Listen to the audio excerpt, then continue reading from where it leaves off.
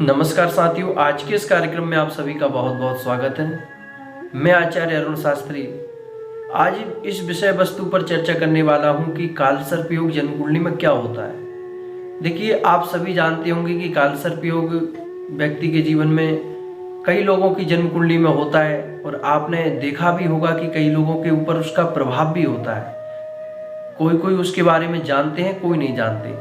तो वास्तव में कालसर्प योग क्या होता है और यह जन्म कुंडली में किस स्थिति में जाकर के बनता है। देखिए, पहले तो हमें यह समझना चाहिए कि जो कालसर्प योग है किन ग्रह के प्रभाव से बनता है। अगर आप अपनी जन्म कुंडली देख रहे हैं तो वहां पर आपको देखने को मिलेगा कि जैसे कि राहु और केतु, इन दो ग्रह के योग से बनता है कालसर्प योग। अगर आपकी जन्म कुंडली में राहु और केतु के बीच में सारे ग्रह आ जाते हैं, ऐसी स्थिति में आपकी जन्म कुंडली में पूर्ण रूप से कालसर्प योग बनता है। अगर राहु केतु से बाहर कोई एक ग्रह निकल जाता है तब आपकी जन्म कुंडली में आंशिक कालसर्प योग बनता है। और जो आंशिक कालसर्प योग होता है उसका उतना ज्यादा प्रभाव नहीं रहता, उससे 20% कम रहता है। लेकिन अगर बात करें जो पूर्ण रूप से कालसर्प योग बनता है उसमें क्या होता है। देखिए, कालसर्प योग जिसकी जन्म कुंडली में होता है, सबसे बड़ी उसे दिक्कत होती है कि उन्नति में वह बाधक बनता है।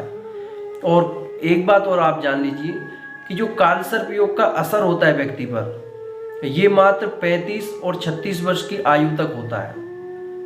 और यही हमारे वर्ष होते हैं कि जिनमें हम उन्नति करें, स्वयं को आगे बढ़ाने की, जो स्वयं की प्रोग्रेस करने की जो हमारी एक तरह से देखा जाए तो उम्र होती है।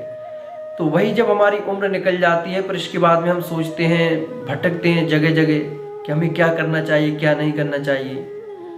तब आपको चाहिए कि कालसर्प योग आपकी जन्म कुंडली में अगर बन रहा है तब आपको उसे समझना चाहिए कौन सा बन रहा है, क्योंकि ये 12 प्रकार का होता है। जो जन्म कुंडली के आप 12 भाव देख रहे हैं, अगर सभी भावों का देखा जाए तो जैसे किसी में तक्षक नाम का होता है, किसी में कुलक, कर्कोटक, पद्म, तो इस तरह से उसके अलग अलग प्रभाव होते हैं। आप पर किस रूप में क्या प्रभाव पड़ रहा है उसका, तो ये भी आपको जानना जरूरी है। और इसकी शांति की अगर बात करें तो इसकी शांति विशेषकर तो वैसे नासिक में होती है। और अगर आप जैसे कि देखो, हर व्यक्ति नासिक नहीं जा सकता, क्योंकि व्यक्ति की एक परिस्थिति होती है, उसकी क्या स्थिति है यह तो वह स्वयं जानता है।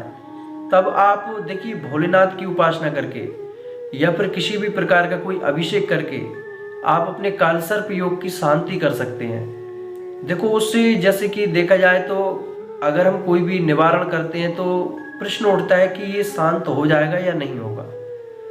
आप एक छोटे से उदाहरण से समझिए। अगर आपको शुगर है, शुगर की बीमारी ऐसी होती है जो कभी खत्म नहीं होती, लेकिन हम उसकी दवाई लेते रहते हैं तो वो कंट्रोल में रहती है।